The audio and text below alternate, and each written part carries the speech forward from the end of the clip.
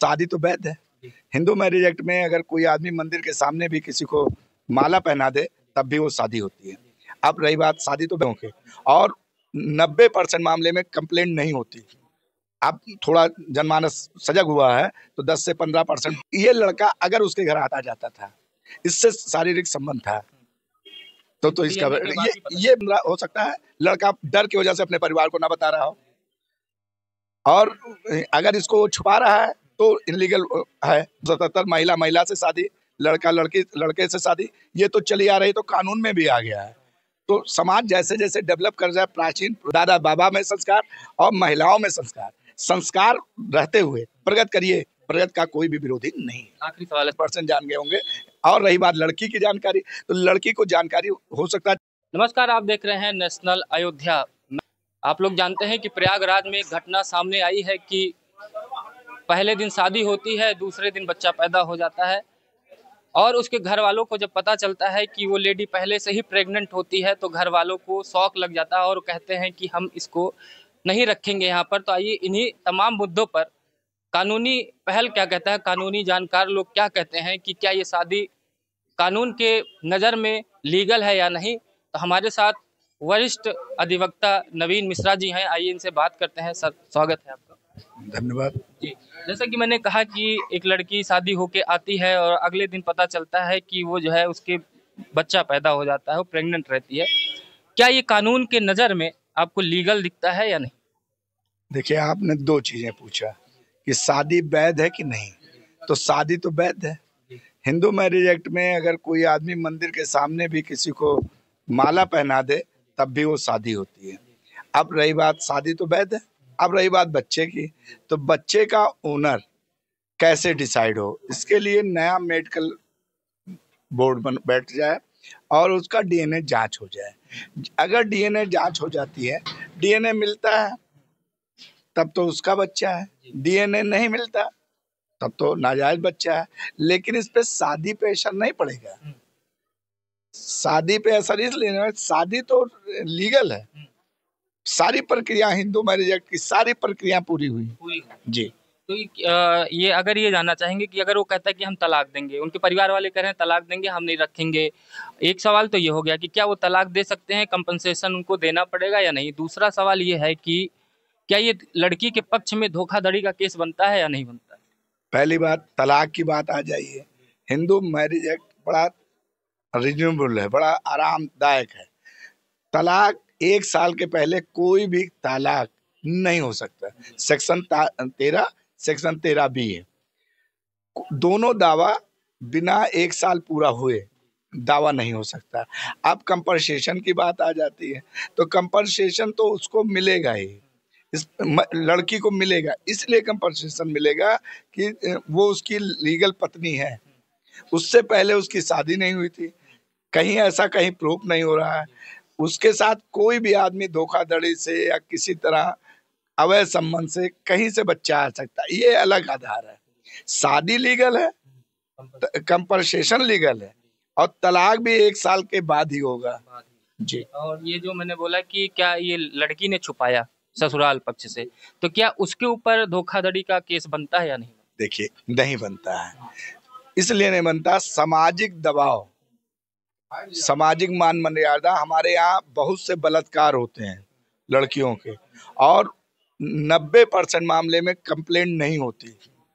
अब थोड़ा जनमानस सजग हुआ है तो 10 से 15% बलात्कार में एफआईआर होती है, नहीं तो एफआईआर नहीं होती। लड़कियां कुठित मानसिकता पड़ी रहती है। लेकिन इसमें एक लीगल है कि उस आदमी के ऊपर बलात्कार का मुकदमा लिखाया जा सकता है जिसका डीएनए आ जाएगा। लड़की क्योंकि 100% जानती है किसका बच्चा है। इसमें एक दूसरी बात है, जैसे कई न्यूज चैनलों पर मैंने देखा इस बात को कि ये लड़का अगर उसके घर आता जाता था, इससे शारीरिक संबंध था तो इसका ये बात डीएनए से आएगी।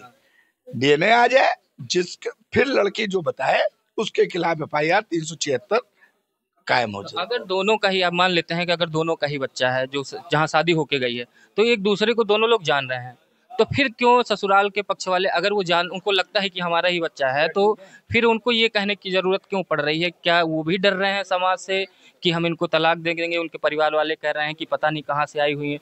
तो ये कि अगर लड़के का होता तो लड़के के ऊपर भी तो केस बन जाना चाहिए कि आप समाज में इस तरीके से अपने पत्नी को ही बदनाम कर रहे हैं। देखिए, इसमें दो तरह की बातें हैं।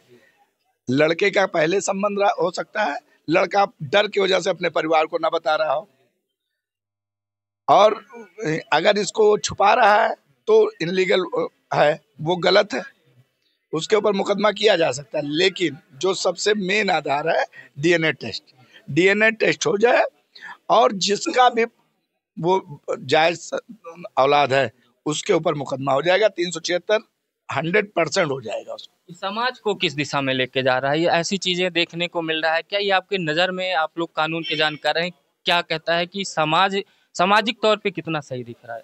देखिए, समाज में तो बहुत कुरीतियां आ गई हैं, उसको लीगलाइज भी कर दिया गया। 377 महिला महिला से शादी, लड़का लड़की लड़के से शादी, ये तो चली आ रही, तो कानून में भी आ गया है। तो समाज जैसे जैसे डेवलप कर जाए, प्राचीन सभ्यताएं का नष्ट होना और विदेशी सभ्यताओं का हमारे यहाँ आ जाना, ये नुकसानदायक है। लेकिन आज का नया फैशन है, पुरानी सभ्यताओं को लोग भूलते जा रहे हैं, नई सभ्यताओं का मॉडर्न युग आ रहा है। महिला दिवस आने वाला है 8 तारीख को, महिलाओं का भाई सारा अधिकार दिया गया है, तो अधिकार दिया गया तो ये सब चीजें तो होती रहेंगी। यानी कि महिला अधिकार आपको लग रहा है ज्यादा है, महिलाओं के पक्ष में ज्यादा बातें? पश्चिम की व्यवस्था हिंदुस्तान पे लागू नहीं होनी चाहिए। लेकिन कहते हैं कि जब समाज में बदलाव होता है तो समाज जो चीजें चाहता है, जैसे अभी देखा होगा कि भारतीय दंड संहिता अपने यहाँ बदल दी गई, आईपीसी की धारा वगैरह बीएनएस हो गया, तो समाज का जैसे जैसे बदलाव होता है, जैसे आपने 377 आर्टिकल का भी आपने हवाला दिया, तो ये पुरानी सभ्यताओं को लोग कहते हैं कि हमारे यहाँ से पहले चली आ रही, वो दबा हुआ था, अब उभार के आ रहा है, इसलिए ज्यादा लोगों को दिख रहा है। देखिए, है क्या, कोई भी चीज प्रगति करे उसके मैं पक्षधर हूँ। महिलाएं आगे बढ़े 100% पक्षधर हूँ, लेकिन अपने संस्कार को नहीं खोना चाहिए। संस्कार हिंदुस्तान की सबसे बड़ी चीज है। माँ बाप में संस्कार, जूनियर सीनियर में संस्कार, दादा बाबा में संस्कार और महिलाओं में संस्कार। संस्कार रहते हुए प्रगति करिए, प्रगति का कोई भी विरोधी नहीं है। आखिरी सवाल है सर कि अब इन दोनों लोगों को क्या करना चाहिए, कि शांति से अपने घर में रहना चाहिए, या तो मीडिया में तो मामला समाज में चला ही गया, तो ये आपको आखिरी क्या दिख रहा है कि कहाँ तक ये जा सकता है? देखिए, मेरा ये मतलब है कि 2 शादियां होती हैं आदमी की। मान लीजिए पहली शादी से बच्चा हुआ, दूसरी शादी आप एक्सेप्ट करिए, लेकिन उस आदमी के ऊपर कानूनी कार्रवाई जरूर होनी चाहिए, दोनों लोग को मिलकर करनी चाहिए। जिस आदमी का बच्चा है, जिसने जबरदस्ती ऐसा काम अगर किया, तो अगर इसी का बच्चा है, अगर इसी पति का बच्चा है वो, तो उसको एक्सेप्ट करना चाहिए और शांति से जीवन। 9 महीने तक पेट में रख के बच्चे को, क्या परिवार वालों को, उनके मायके वालों को, या जो ये शादी देखने गए होंगे उनको पता ही नहीं चला होगा? 9 महीने में तो पता चलने लगता है कि महिलाएं प्रेग्नेंट है या नहीं है। क्या इन लोगों ने भी अनदेखी नहीं की कहीं ना कहीं? देखिए, मेरी बात, आदमी इस तरह के नजरिए से नहीं जाता। किसी लड़की को देखने जब जाता तो ये बच्चे वाली वो कभी मानेगा ही नहीं, उसके दिमाग में ही नहीं रहता कि बच्चा होगा। हाँ, उसके घर वालों ने छुपाया, लड़की के घर वाले 100% जान गए होंगे। और रही बात लड़की की जानकारी, तो लड़की को जानकारी हो सकता है 5-6 महीने बाद होता है। 6 महीने के बाद बच्चे का एवार्सन नहीं कराया जा सकता। इसलिए मजबूरी में उन लोगों ने सोचा होगा शादी हो जाएगी, ये नहीं सोचा होगा कि डिलीवरी इतनी जल्दी हो जाएगी। डिलीवरी हो क्यों गई? दबाव की वजह से।